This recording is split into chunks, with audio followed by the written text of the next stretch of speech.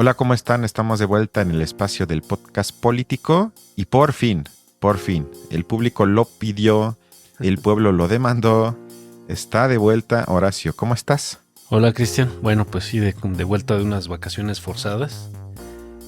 No, bueno, si yo les contaría a dónde se fue, a pasear por el Sí. mundo, ya no les diré si es en avión privado, primera clase, en business, pero como lo ven ahí en la imagen se ve relajadísimo. Y uno aquí trabajando, levantándose para ganarse la vida. Y bueno, cada quien se ubica, ¿no? Bueno, pues con el gusto de estar de vuelta. ¿Qué nos traes? Perfecto. Pues te propongo, como tampoco nos queda de otra, que retomemos de alguna forma la coyuntura política mexicana, ya que la última vez me junté con Moy y con Balam para discutir las implicaciones de la victoria electoral de Donald Trump. El día de hoy traje clips del programa de Sabina Berman, de dos, uno en el que entrevista a Citlali Hernández, que es la secretaria de la nueva Secretaría de la Mujer o de las Mujeres, y acto seguido de otra entrevista del mismo espacio en el que Sabina tuvo como invitado a Paco Ignacio Taibo II, en el que supuestamente abordaron la importancia de tener autocrítica para el futuro de la izquierda, que según ella está en el gobierno. Y para terminar, traje dos clips breves del espacio de Carmen Aristegui en el que tematizan algunas posibles complicaciones del recién aprobado presupuesto, que eso también es creo que algo que por lo menos en partecita tenemos que abordar, ya que me parece, a menos que tú me corrijas, que ya cuando se aprueba que invierto en tal lugar, ahí se ve, digamos, las preferencias del gobierno más allá de lo que discursivamente nos dice que le importa. Y le adelanto de una vez, estoy seguro que la gente que nos ve y escucha ya lo siguió, que el recorte en muchos rubros importantes estuvo feo. Pero bueno, eso será al final del programa y no sé si tengas algunas palabras iniciales o quieres que comencemos con los clips. De una vez, dale. ¿De una vez? De una Ok, vez. comenzamos entonces con la entrevista con Citlali Hernández, que dura más o menos 50 minutos. Se van a dar cuenta que no pude extraer mucho que valga la pena. Y va a ser, no es mi culpa, pero si la entrevista es al estilo que van a oír, pues no me culpen a mí, sino a quienes hacen las entrevistas. Escuchemos. Pues mira, un poco como en el sexenio del presidente López Obrador. Se discutió, tuve las cifras de la discriminación hacia las personas pobres, bajó, porque el presidente todo el tiempo habló contra el racismo, contra el clasismo, empoderó al pueblo en su máxima expresión, en una lógica. La otra vez me encontraba un señor en el aeropuerto y platicamos un rato y me decía, es que yo me di cuenta que era igual, que valgo igual que quien tiene más dinero, viste mejor.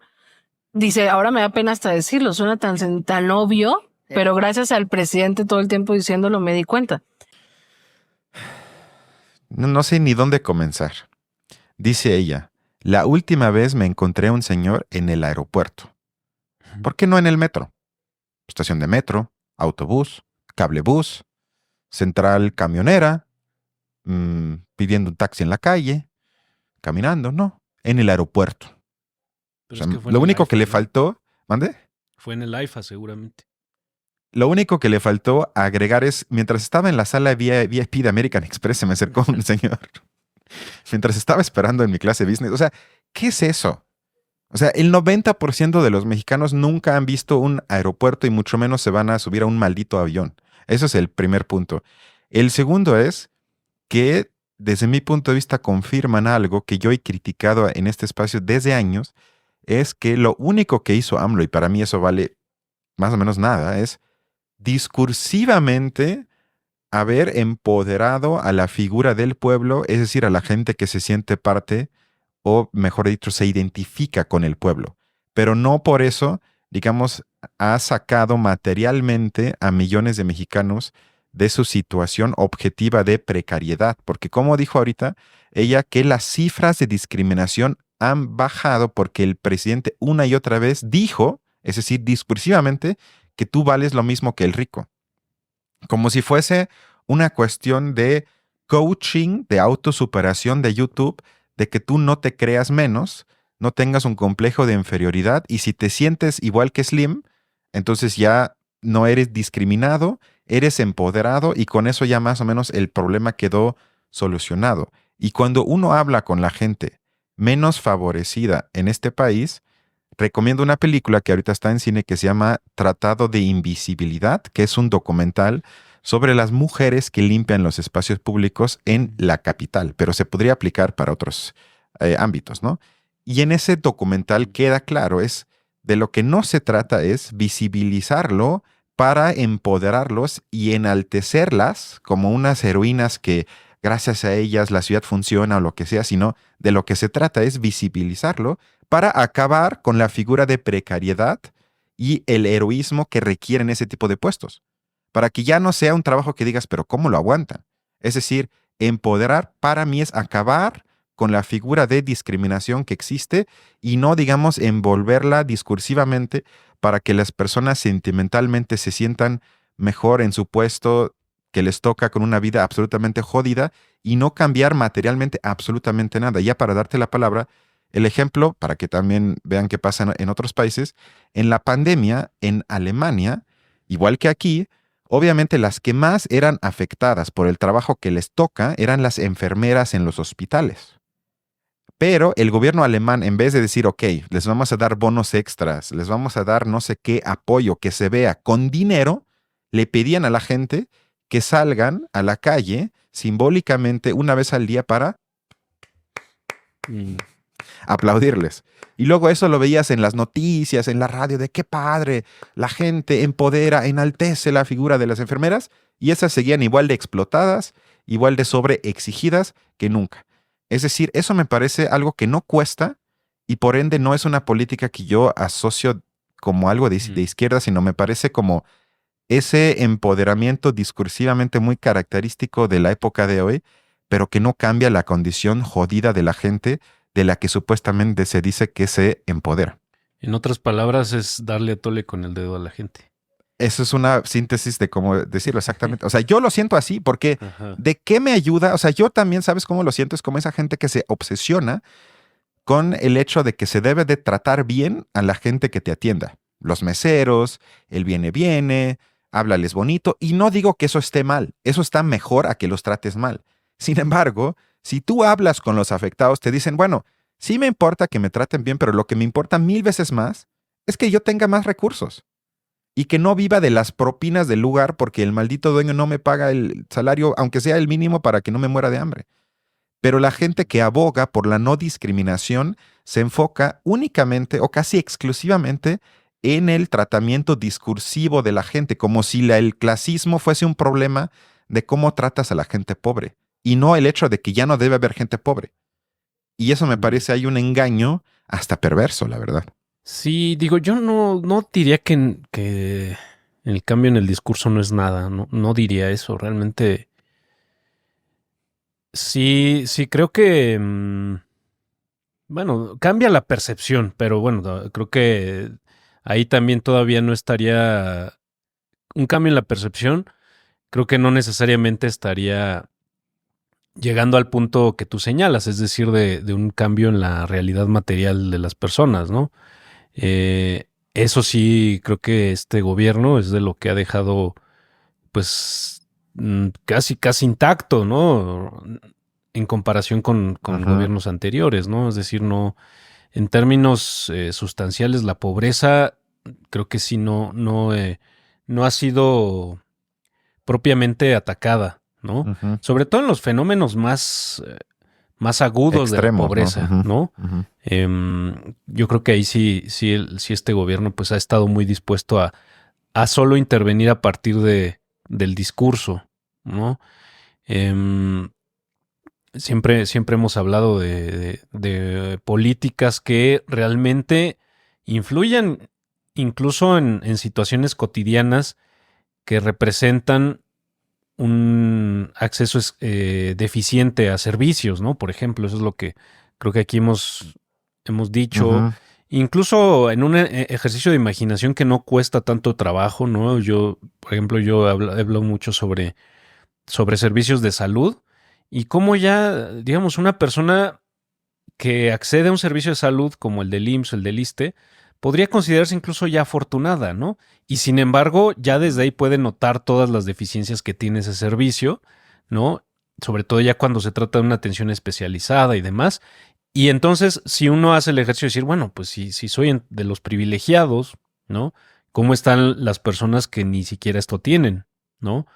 Entonces, en esos términos sustanciales de la pobreza, creo que sí, yo también pues, no noto cambio, ni siquiera noto una disposición a hablar sobre los indicadores de ese tipo de temas, ¿no? Es decir, no veo una disposición a comprender el problema en pues en sus aspectos más amplios y más urgentes, ¿no?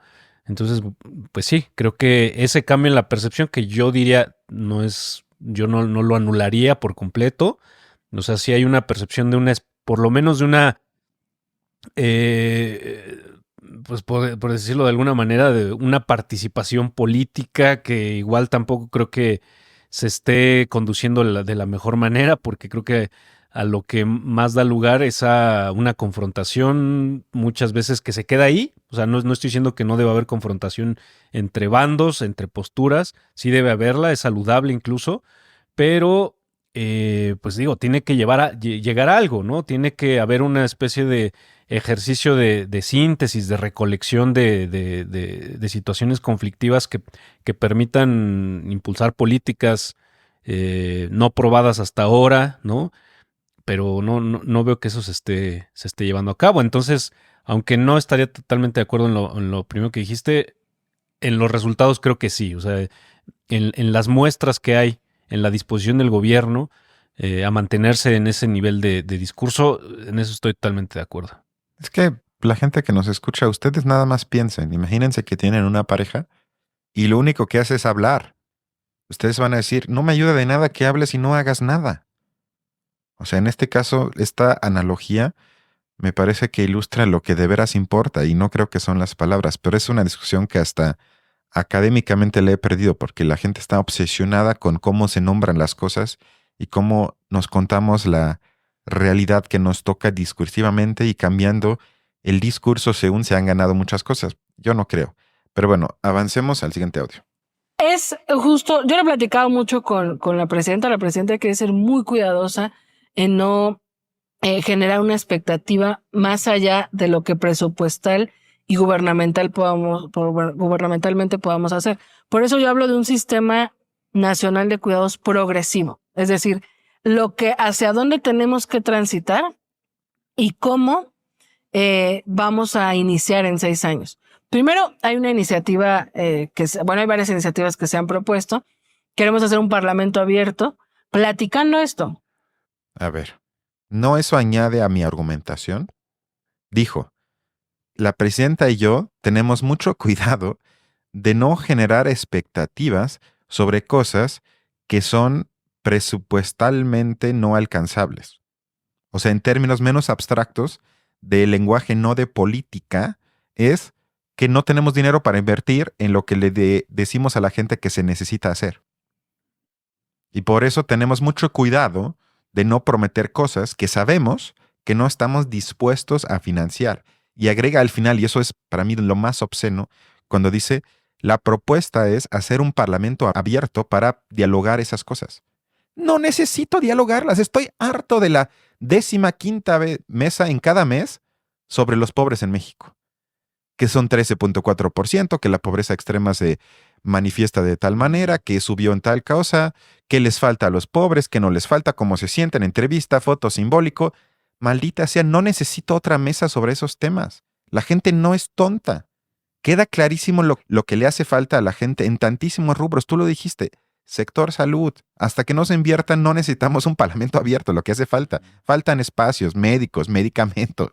Pero eso es atole con el dedo. Vamos a invitarlos casi de manera como condescendiente, paternalista, que vengan, que nos platiquen y luego perversamente dice que es progresivo en el sentido de que vendrá a cuentagotas, poco a poco, para que tal vez en 6 años invertamos así lo mínimo, para que crean que estamos haciendo algo, pero eso añade a lo que dije en mi primer argumentación sobre el clip número 1, y en este clip que es de la misma entrevista, ella deja claro que el problema es que no están dispuestos a recaudar los recursos para cumplir mínimamente con empoderar a la gente más allá de lo discursivo.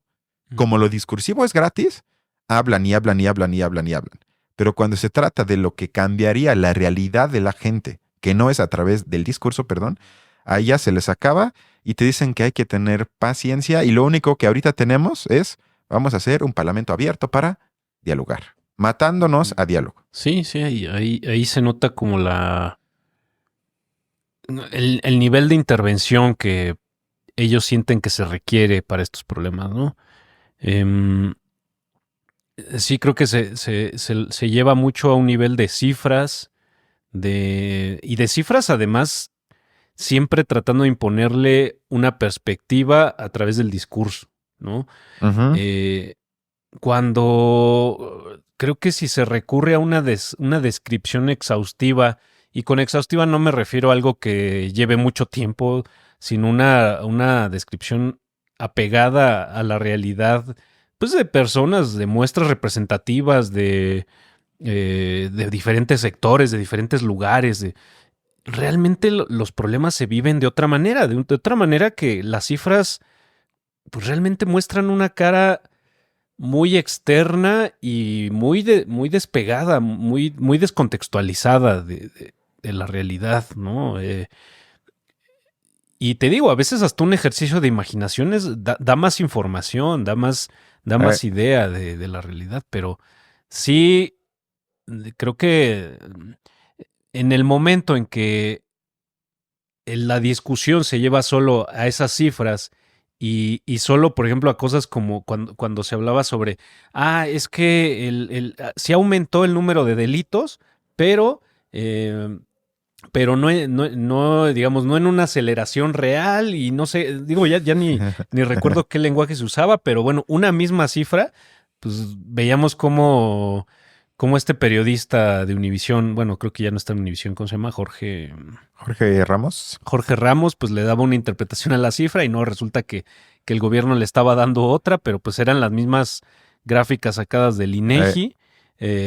Y bueno, pues digamos, eso cómo desatora los problemas que bueno, a ojos de todos, por lo menos de cualquier ciudadano, pues son visibles, se traducen en preocupaciones reales, ¿no? Pero bueno, pues, por ejemplo, regresando al tema de salud, pues ¿dónde está el sistema de salud mejor que el de Dinamarca, no? O sea, ahí está otra de las cosas donde cómo se comprende el problema y cómo ya se tiene una especie de satisfacción por las acciones tomadas cuando, bueno, pues no, obviamente hasta termina siendo un insulto, ¿no? Para alguien que quizá ha tratado de recibir cierta atención médica en estos tiempos y no nota una diferencia respecto a lo que había antes, ¿no? Entonces creo que sí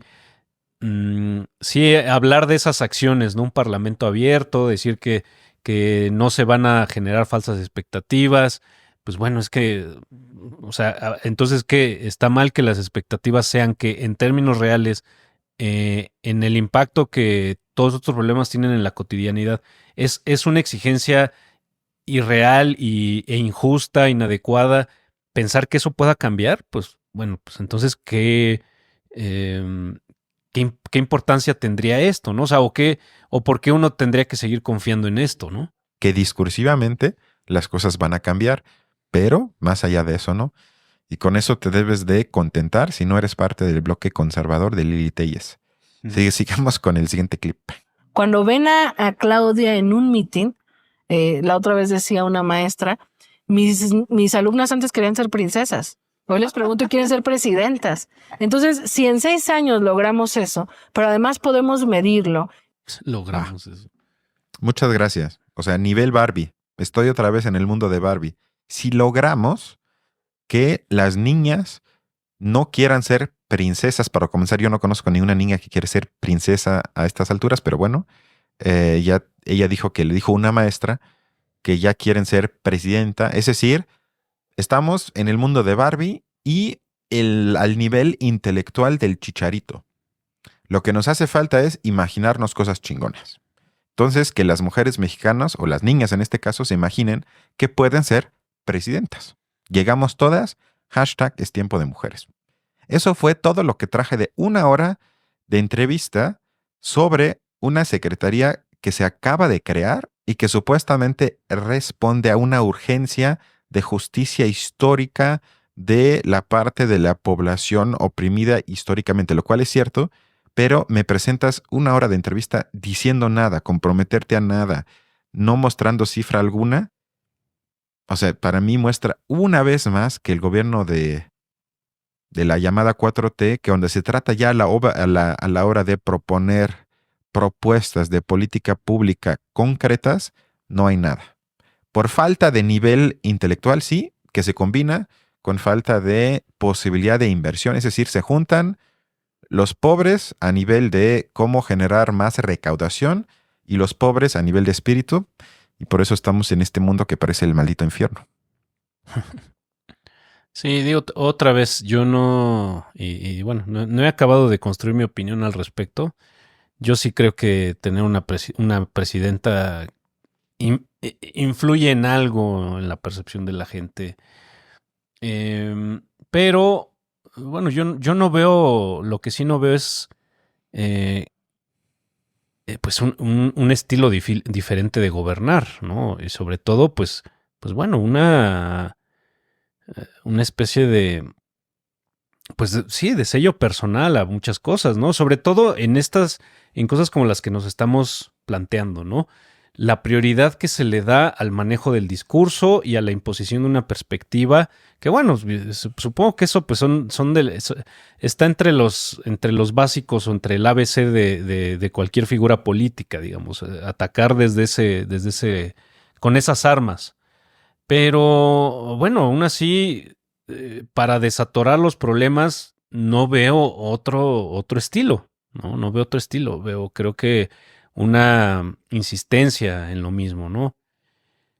Pero bueno, adelante, te daría tampoco creo que amerite mucho, ¿no? Decir, No, no merita una opinión más grande, digamos, de esta entrevista. estoy de acuerdo. Por eso cambiamos de entrevista y ahora vamos a los clips que extraje de la plática que tuvo con Paco Taibo. Vamos al primer clip. Que sigue y visto desde la izquierda. Primero te pregunto sobre la comunicación circular con el poder. Bueno, traje esto porque no lo entendí. No sé si tú me puedas ilustrar a qué se refiere con la comunicación circular con el poder.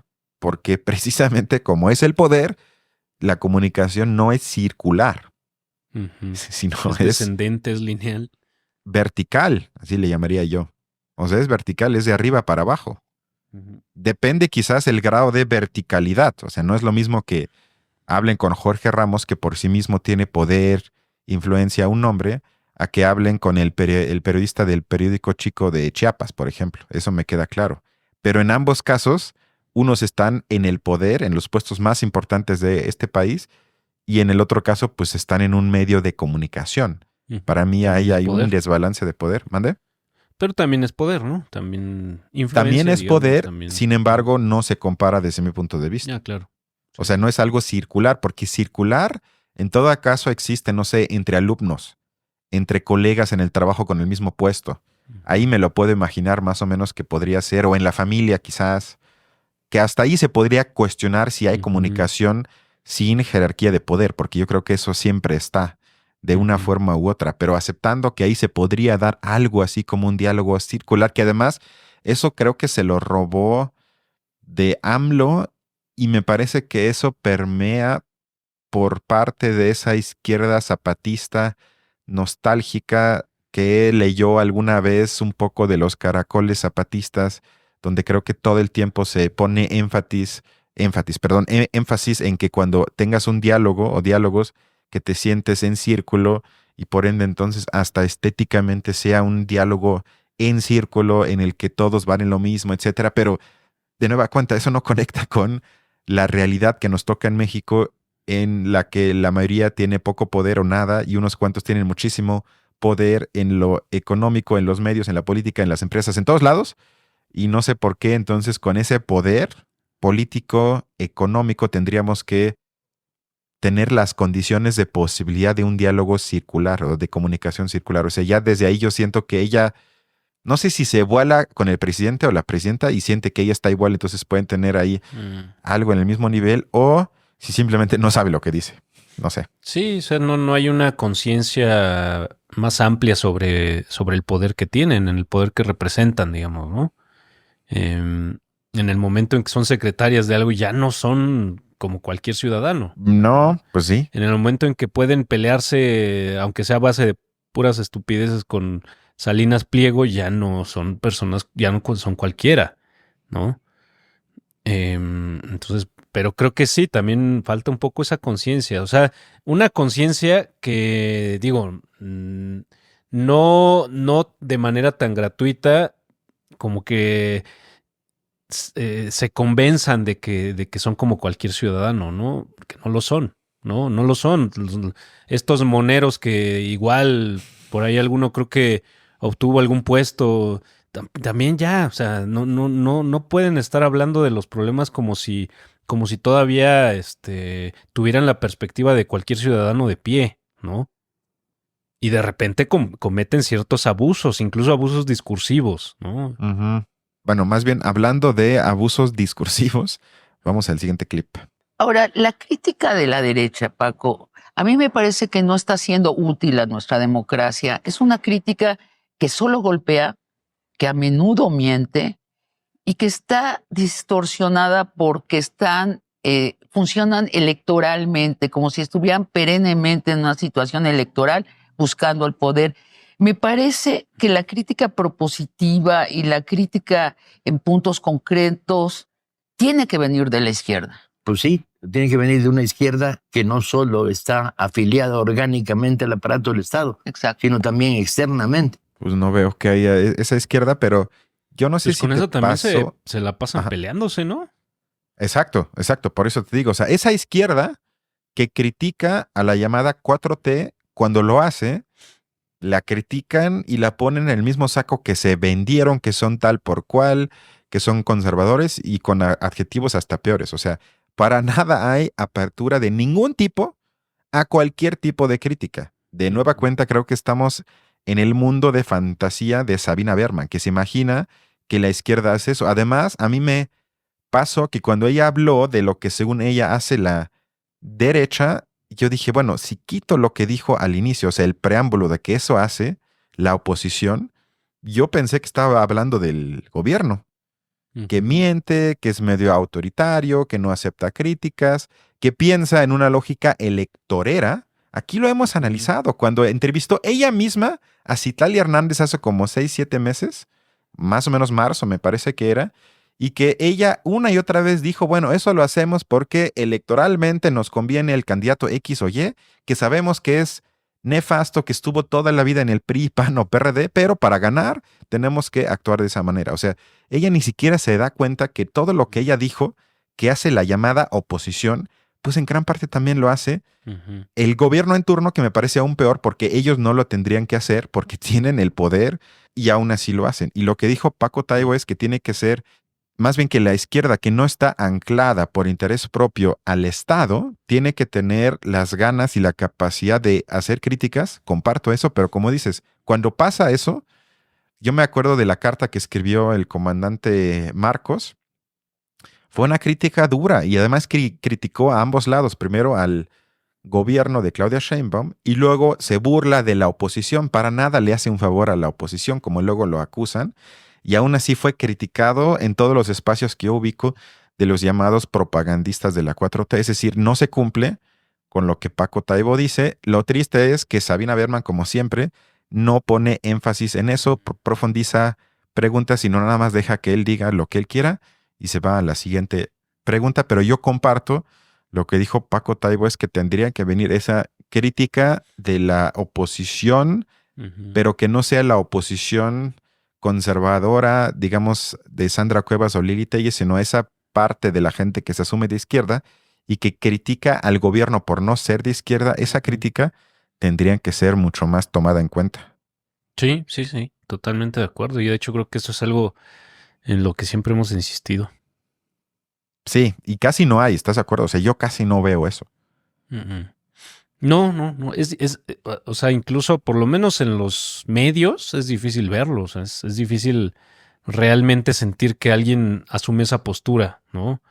Como alguien que por lo menos ofrece de manera congruente su visión de izquierda, ¿no? O sea, en qué aspectos se ve reflejada su visión de izquierda y por otro lado, cómo es que contrasta esa visión de izquierda con lo que ve en el gobierno. O sea, es muy difícil realmente ver ese esquema por lo menos en medios. Hablando de eso, vamos al siguiente clip. Un solo hombre tiene más dinero que el 50% de la población. Y es el mayor contratista de la 4T también. A ver, ¿qué piensas de eso? No sé. ¿De quién estás Carlos hablando? Slim. Slim es el más rico de este país. Nunca me simpatizó, pero es un problema personal. Yo siempre pensé que no hay riqueza, gran riqueza, que sea inocente. Me dio mucha risa ese clip. O sea, Sabina Berman le dice, sin que mencione el nombre, y Paco Taibo en serio dijo, Se ¿qué? incomodó un poco, ¿no? No, más bien para mí fue, o sea, yo lo leí más bien como muestra que son cosas de los cuales él no se ocupa. No le importa la riqueza en México, ni de quién es el hombre más rico de México, ni que Slim sea súper amigo de la 4T, de AMLO, de Sheinbaum, consentido, que le dan contratos en todos lados, que al mismo tiempo, también ya lo he dicho aquí, apoyó, la campaña de Milei en Argentina, se va a convertir en un accionista fuerte de las telecomunicaciones de ese país. O sea, Sí.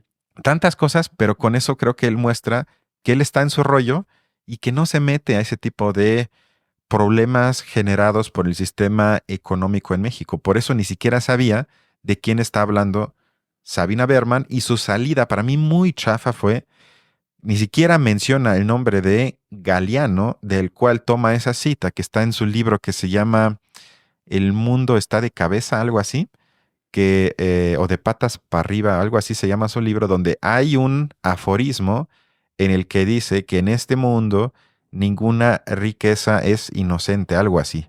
Es decir, ni siquiera es una idea de él, pero lo único que contestó fue ese. Y Sabina Berman hasta dice Carlos Slim, o sea, ni siquiera pudo decir Carlos, sino Carlos Slim, Paco, acuérdate. O sea, dos viejitos millonarios hablando de un problema que ni a ellos dos les afecta, porque ellos de lo que no se tienen que preocupar ya en la vida es la cuestión económica. O sea, ellos no son Slim, claro, pero ya no es algo que tengan que pagar renta o si les alcanza el sueldo, para nada. Y eso sí, de nueva cuenta, una vez más muestra el absoluto distanciamiento con los problemas que sufren el 90% de los mexicanos. Sí, mira, yo creo que, digo, alguien como Paco Ignacio Taibo, con los temas sobre los que ha escrito, o sea, ahorita mencionabas tú a Galeano, yo creo que Paco Ignacio Taibo es de las personas que pueden considerarse de un estilo similar al de una persona como Galeano. Yo creo que si de algo tiene una opinión, es de algo como ese tema en particular, ¿no? Es decir... Pero él es historiador sobre la historia de México, básicamente. Que Paco eso Ignacio vale Taibo. mucho, yo no digo que valga poco, pero eso es su, digamos, su espacio donde sabe más, y casi todos sus libros, a menos que me corrijas, son sobre la época entre la conquista y la revolución, o sea, siglo XVII, XVIII, Juárez, Santana, Díaz, y en eso es experto, pero más allá de eso, nunca lo he visto No, que no, sí se ha brille más metido. allá de opiniones cotidianas, ¿no? Sí se ha metido, digo, a mí me suena la referencia a Galeano porque, bueno, yo sé de libros de Paco Ignacio Taibo donde habla mucho sobre la realidad latinoamericana en general y del Ok. siglo XX, ¿no? Bueno, digo, por lo menos ahorita me viene a la mente pues esta biografía muy famosa que hizo sobre el Che Guevara. Sí, cierto. Un tabique, un libro de este vuelo. Y bueno, yo creo que, sí es de esta generación de intelectuales que se subieron al tren de la revolución, de esta revolución latinoamericana, de Castro, de los héroes latinoamericanos, ¿no? Ujú. Él En ese sentido, pues yo creo que si Hidalgo puede tener una opinión con bastantes argumentos, por lo menos históricos, ideológicos, sobre todo, yo creo que es de un tema como ese. Yo creo que más bien Paco Ignacio Taibo, como toda la 4T, si algo trata de cuidar, son las formas y la institucionalidad. O sea, formas nuevas, ¿no? Formas muy del estilo López Obrador, ¿no? Pero no, o sea, creo que no se saltan eso y creo que él no es la excepción. Al moco del Canal 3, que tiene el cinismo de no pagar Hacienda. Nosotros tenemos que pagar, pero él no. Él quién sabe por qué. Hay que darle tanque y expropiación. O sea, ahí Claudia va a tener que enfrentar. ¿Tú crees que a Salinas Pliego hay que expropiarlo? Sí. Wow. Absolutamente. Pagas tu deuda, charrascas, tu canal desaparece y es expropiado por deudas al aparato del Estado. Y no solo, tendría que haber operaciones muy similares en sectores como la minería, donde hay un abuso verdaderamente exagerado. Y por ejemplo, ¿te acuerdas de quién? Altagracia, ¿cómo se llamaba? La que entrevistó del Consejo Coordinador Empresarial, o una que iba a entrar en ese tipo de organismos, ¿no? Pues también, ¿no? O sea, supongo que la masa o la harina es algo que no puede estar concentrado en tan pocas manos, ¿no? No habría Estoy de acuerdo, pero ya ves que analizamos esta entrevista, es decir, la que hizo con Altagracia Gómez, me parece que se llama. Nos burlamos de su incapacidad de hacer pregunta alguna de forma crítica o de informar así un poco de lo que iba a hablar con la vocera del sector empresarial del siguiente gobierno, que en ese entonces apenas fue electo. No hizo nada. Y en este caso, no sé por qué ella no es capaz de hacer las conexiones, de decir, a ver, hace 3 meses entrevisté a la mano derecha de la presidenta que me dijo tales cosas. Ahora entrevisto, según ella misma, a uno de los intelectuales más importantes de la 4T que me dice cosas absolutamente opuestas. Porque ella no dice, a ver, incluso yo diría, a ver, te voy a poner, Paco, un clip de Altagracia Gómez conmigo en mi espacio que me dijo lo siguiente. ¿Qué opinas? Sí. ¿Alguien miente? O tú me mientes y me dices cosas que nada que ver, o ella me miente y me dice cosas que nada que ver. Sí. Digo, para ponerlo un poco en aprietos y no dejarlo hablar, porque claro, yo también apoyaría, desde luego, que se expropien muchísimas empresas en México, pero por Dios, eso está tan lejos, o sea, tan lejos, si ni siquiera les quieren cobrar impuestos, ya parece que los van a expropiar. O sea, me parece que más bien ahí vemos el personaje de Paco Taibo, que le da voz a quizás cierta gente que tiene esas exigencias y simpatiza con la 4T, pero que no tienen conexión alguna con las propuestas reales de la llamada 4T. ¿Estás de acuerdo? Sí. Sí, ya como tú dices, no hablemos de expropiar, ¿no? Hablemos de estos programas que hicimos sobre recaudación, ¿no? Que haya una reforma fiscal en un sentido más progresista, que empareje de verdad un poco más las condiciones, ¿no? Pues eso no, ya Sheinbaum dijo que no lo va a hacer, ¿no? Y ya parece que va a decir, hablando? Eso no, pero expropiar sí. Por Dios. Por Dios. Entonces esto se puede aplaudir quizá la valentía, o no sé cómo llamarlo, ¿no? De que él pueda decir algo así siendo representante del gobierno, ¿no? Pero, incluso representante de la 4T, ¿no? Uh-huh. Pero, pues, ¿de ahí qué? O sea, ¿a qué aspira él con eso, no? No, nada, obviamente nada. Uh-huh. Únicamente que eso fue nota, me parece, en el Universal, Reforma, Latinos y no sé dónde más. Que obviamente sacaron esa parte y advirtieron que, ven, ahí está el comunismo. Ahí está el comunismo mexicano que te va a quitar tu casa. Ya sabes, totalmente a lo tonto, descontextualizado, pero eso es para lo único que sirven ese tipo de declaraciones totalmente al aire, sin pensarlas, sin anclaje a lo que en realidad propone o no el gobierno de Sheinbaum. Y como ya te imaginas, Sabina lo único que dijo es y se fue a otra pregunta. Porque creo que hasta ella mismo se espantaría con eso. Yo no creo que ella apoyaría ese tipo de redistribución de arriba para abajo que iría en serio. Yo creo que ella en todo caso diría que paguen un poco más de impuestos, pero nada más, ¿eh? Sí, o sea, nada más hablando de ciertos casos, ¿no?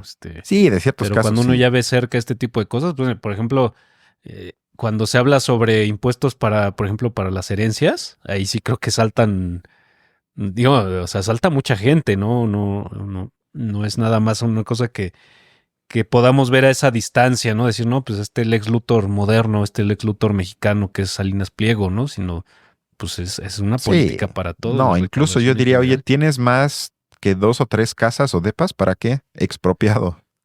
Sí, pues sí.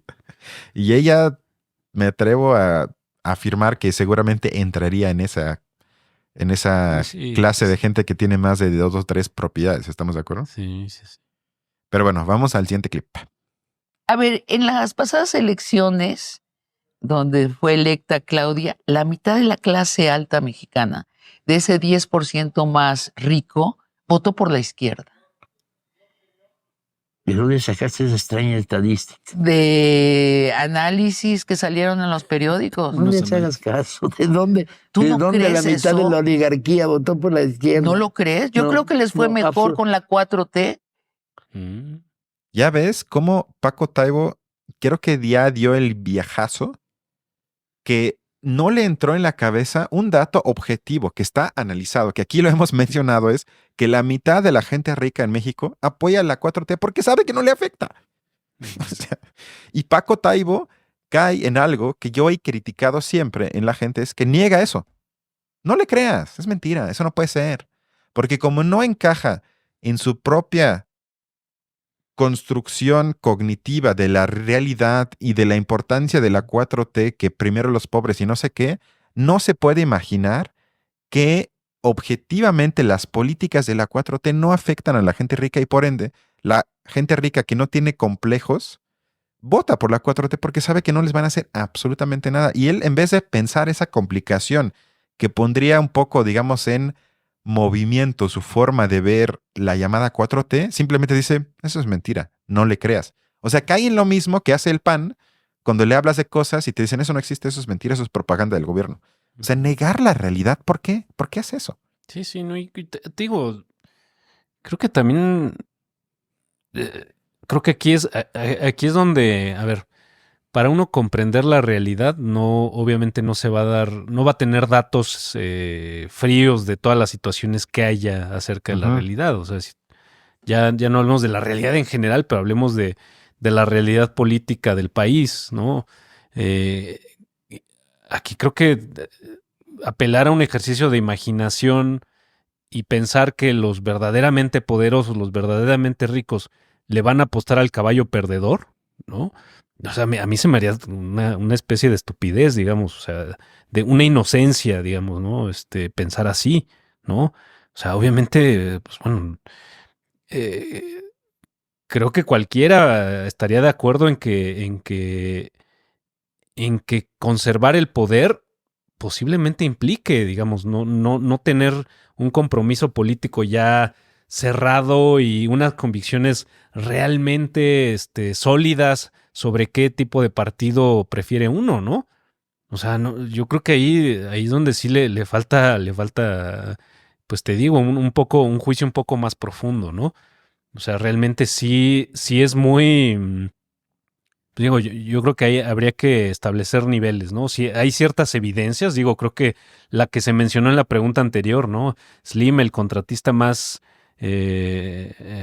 solicitado por la 4T, es el hombre más rico del país, ¿no?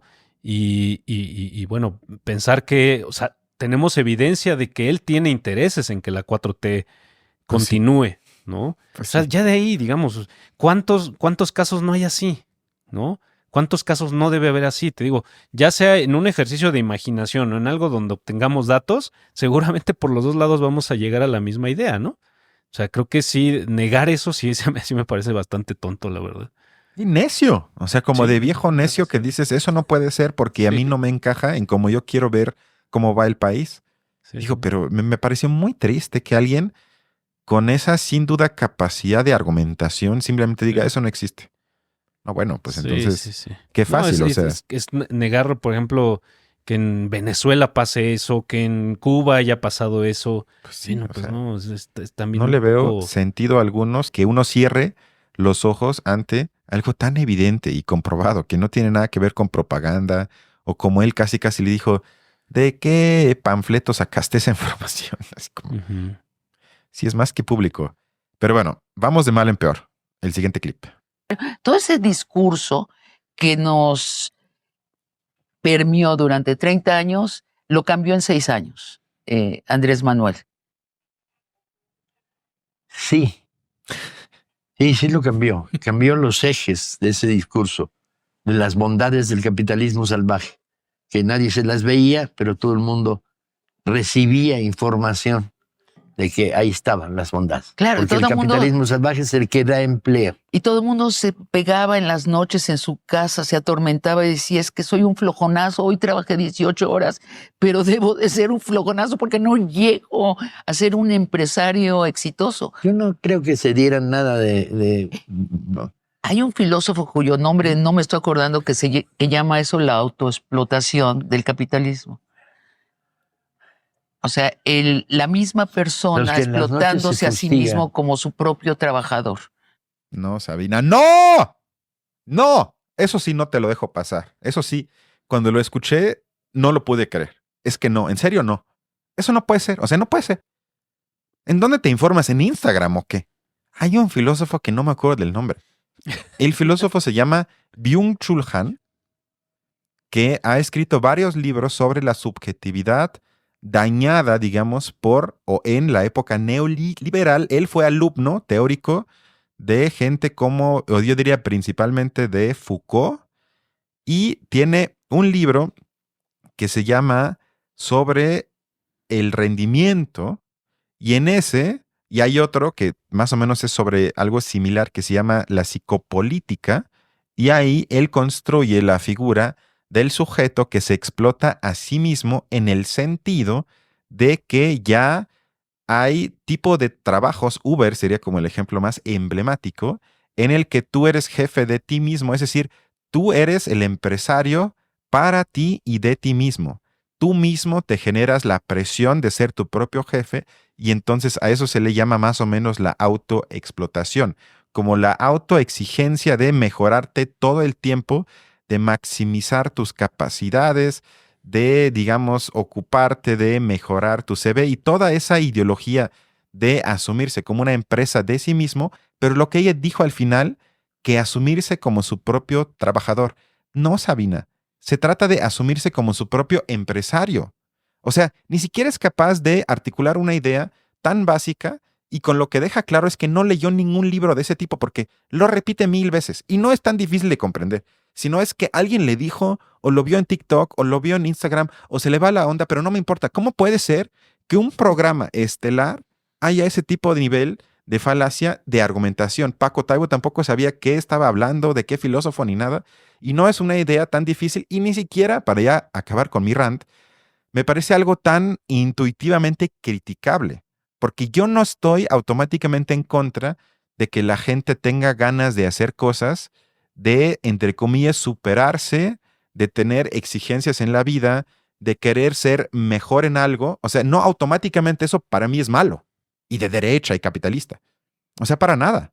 Tiene obviamente sus complicaciones nefastísimas cuando se le da la ilusión a la gente de que yo soy mi propio jefe, trabajo mucho, cuando realmente soy un pinche empleado esclavo de Uber, por ejemplo, o de Amazon.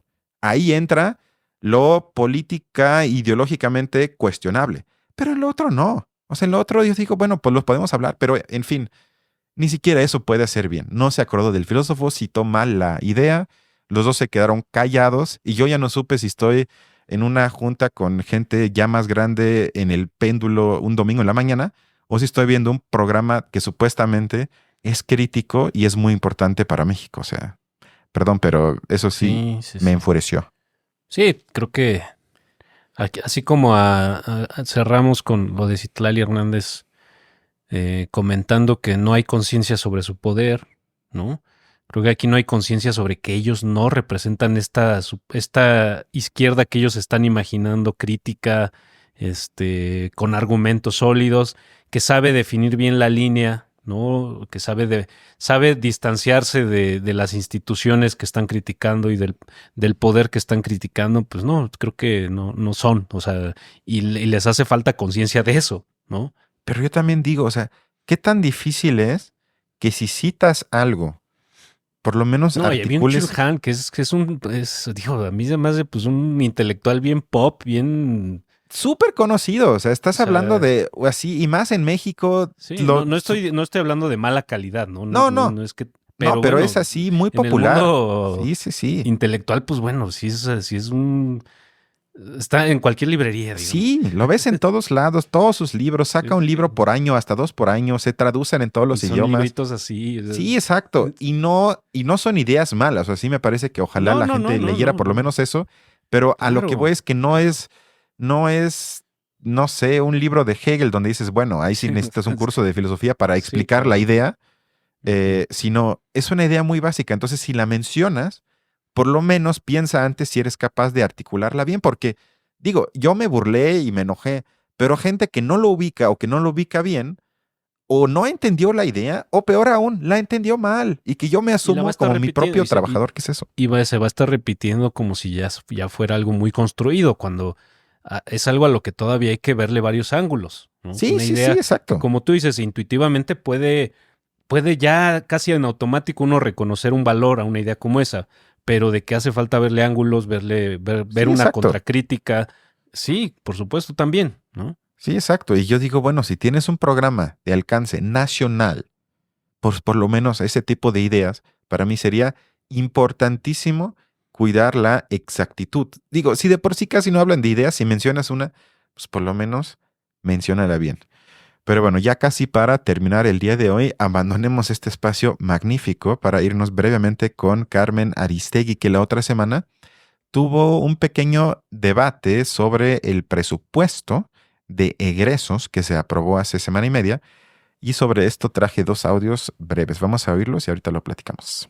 Y finalmente, otro de los sectores, creo, muy importantes es el del medio ambiente. Semarnat tendrá un recorte de 39.4%. Y dentro de eso, el más duro, yo creo, es el de la Conagua, que será un recorte de 43.2%. Y ese recorte, pues sí se da en un contexto, como tú sabes, pues de muchas dificultades. Lo vimos a inicios de este año con problemas para el abastecimiento de agua en la Ciudad de México. Eso de que vamos a crecer entre 2-3% para 2025, en absoluto, en absoluto. Vamos a un contexto de contracción económica, porque el gobierno dice, no, dice, es que la inversión, el empleo, la masa salarial, el nearshoring, las exportaciones van a dinamizar la economía. En absoluto. Estamos viendo de que si bien incrementó el salario mínimo, se ha depauperado la estructura salarial. Ahora resulta que el 70% de los trabajadores está ubicado entre 1 y 2 salarios mínimos. Disminuyó el número de trabajadores que ganan arriba de 2 salarios mínimos, se ha depauperado la estructura salarial.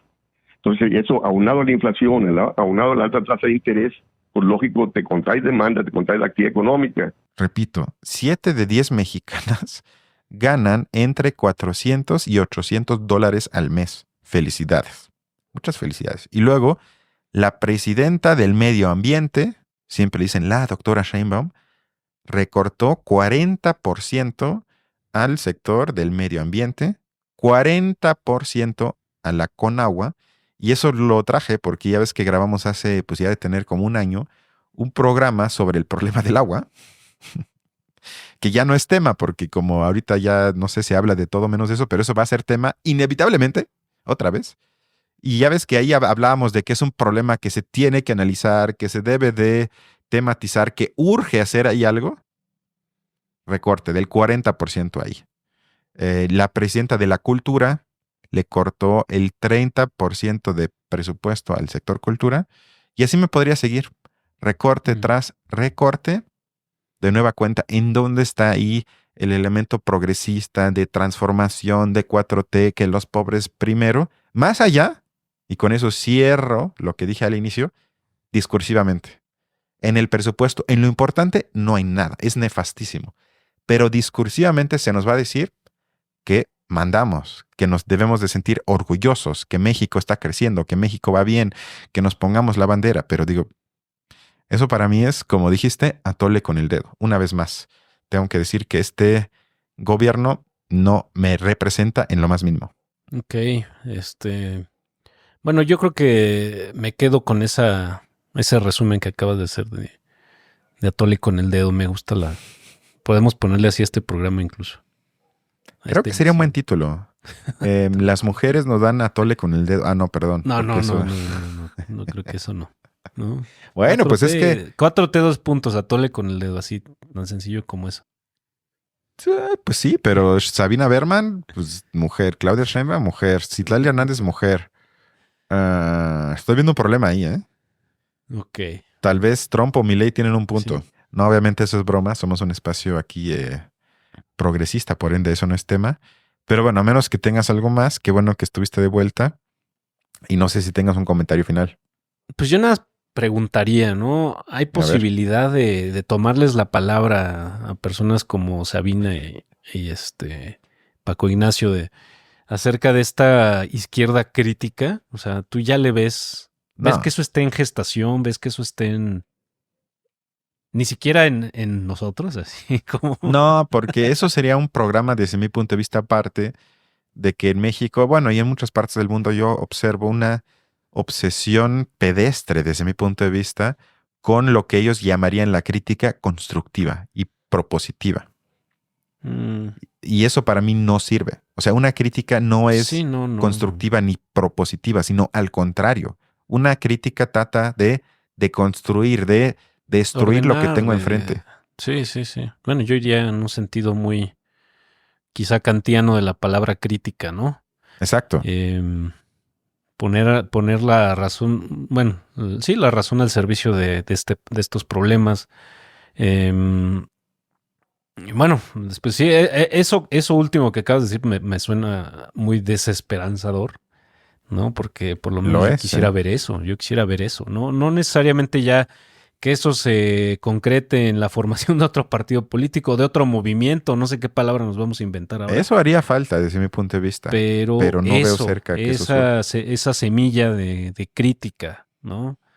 Eso me gustaría verlo y no, tampoco, también estoy de acuerdo, no lo veo. Y bueno, no lo veo por supuesto en ningún medio, No. no sé, por ejemplo, ahorita que no sé si con esto ya es mi suspicacia, pero poner doctor Arturo Huerta, profesor de posgrado, Facultad de Economía UNAM, eso para mí no significa tampoco una postura crítica, que yo ya pueda en automático, que me tranquilice, digamos, ¿no? Que, es que lo está diciendo este profesor de la Facultad de Economía, porque bueno, también como me podrás dar la razón, también en las facultades se cuecen habas, ¿no? Pero bueno, nada más eso, nada más para un poco hacer ver la desesperanza que siento para realmente encontrar esa postura política, que quiero ver en otros justo para sentir que yo también me puedo subir a ese tren, ¿no? Pero Sí, bueno. o sea, yo diría, ojalá surja, yo no la veo, y nada más contestando la pregunta que hiciste, no creo que la 4T, aunque diga que sí, estaría contenta o si quieres lo más mínimo aceptando ese tipo de críticas, aunque digan que sí, sino a ellos les encanta descalificar cualquier tipo de crítica, venga de donde venga, y de eso se alimentan cotidianamente. O sea, yo no creo que ellos permitirían espacios a esa crítica de izquierda que de por sí no tiene visibilidad de ninguna forma o casi no, y por ende lo único que queda esperar hasta que tal vez dentro de la llamada 4T ya la fricción sea tan grande que haya un desprendimiento y ahí podría surgir algo, pero no lo veo. O sea, creo que nos tocan 3 o 4 años de hegemonía absoluta en el que nos tocarán sufrir, en la que, perdón, nos tocarán sufrir los efectos de la austeridad presupuestal, pero tú dirías, nos queda lo discursivo. Pues vamos a ver qué tanto nos ayuda eso. Y tú lo que dirías es que había que votar por Xochitl, entonces. Yo lo que diría es que hay que irnos de esta patria. Bueno, Vámonos ya. Órale. Bueno, pues muchas gracias, Horacio. Cuídense mucho y nos vemos pronto. Hasta luego.